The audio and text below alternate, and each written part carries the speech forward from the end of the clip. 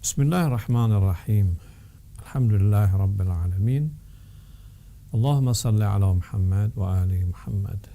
Assalamualaikum warahmatullahi wabarakatuh. Kali ini kita ingin berbicara tentang orang-orang yang memang punya alasan untuk tayammum.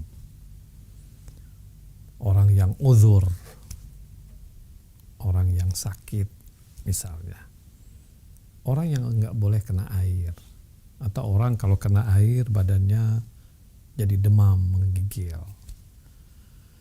Beberapa waktu yang lalu ada orang yang sudah berusia telepon saya, dia bilang, Ustadz, saya nggak boleh kena air.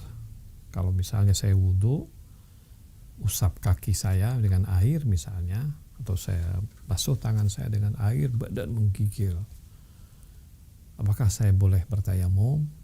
Jawabannya memang boleh bertayamum ketika memang kita tidak boleh kena air. Terutama bagi orang-orang yang sakit, ya, orang-orang yang tua, orang-orang yang memang kata dokternya harus menghindar dari menggunakan air. Ya. Pertanyaannya begini, dia memang boleh tayamum. Sekarang ketika dia sudah tayamum, apakah berarti hukum tayamum itu sama saja dengan hukum wudhu sehingga panjang? Jadi dengan tayamum itu misalnya dia boleh baca Al-Quran, sentuh Al-Quran misalnya gitu. Atau bolehkah dia pegang nama Allah? Ya sama seperti orang yang sudah wudhu. Karena kalau memang kita wudhu kan, dalam keadaan kita punya wudhu, banyak hal yang bisa kita lakukan. Dengan wudhu kita bisa sholat. Dengan wudhu kita bisa pegang Al-Quran. Kalau orang ada di Mekah dengan wudhu dia bisa tawaf misalnya. Dengan wudhu banyak hal yang bisa dia lakukan. Pertanyaannya kalau orang tayamum, apakah kalau dia tayamum hukumnya sama seperti dia berwudhu?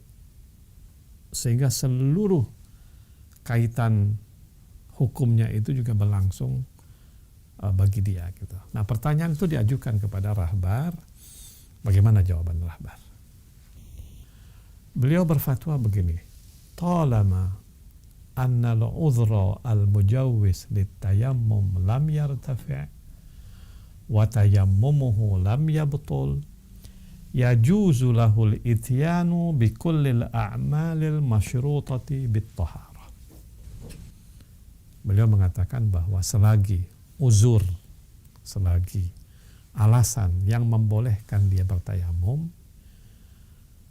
selagi alasan itu belum selesai, belum terangkat, tayamumnya juga tidak batal, maka dia boleh melakukan semua amal yang di situ ada syarat suci.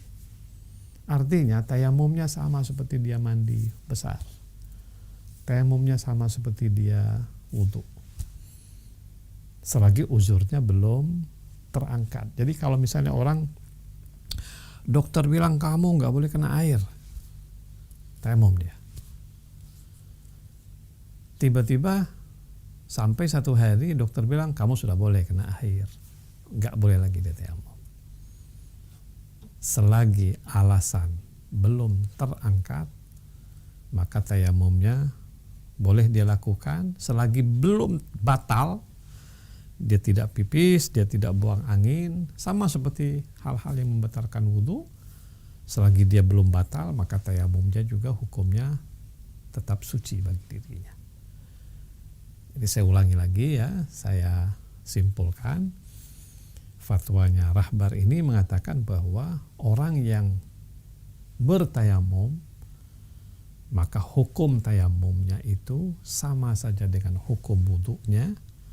Seluruh syarat ibadah yang memerlukan wudhu juga berlaku kepada dirinya, seperti baca Al-Quran misalnya dan sebagainya, selagi alasan sebab kenapa dia tayamum itu belum terangkat dan tayamumnya juga belum batal. Semoga insya Allah apa yang kita pelajari pada hari ini bisa membantu insya Allah. Wassalamualaikum warahmatullahi wabarakatuh.